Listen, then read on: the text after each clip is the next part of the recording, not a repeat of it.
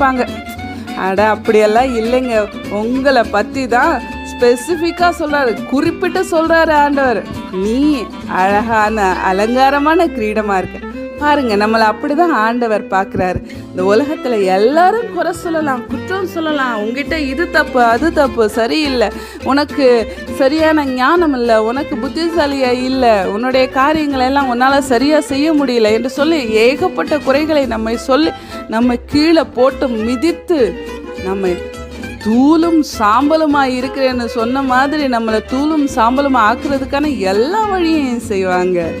ஏன்னா இந்த உலகம் பொல்லாங்கனுக்குள்ளே இருக்குது. எல்லாரும் அப்படி சொன்னாலும் ஆண்டவர் என்ன சொல்கிறார் தெரியுமா? நீ அலங்காரமான கிரீடமாக இருக்கேன்னு சொல்கிறாங்க.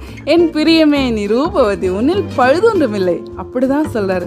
அவர் இஸ்ரவேலில் அவர் குற்றம் காண்பது இல்லைன்னு சொல்லியிருக்கிறார். அவர் தன்னுடைய பிள்ளைகளில் குற்றம்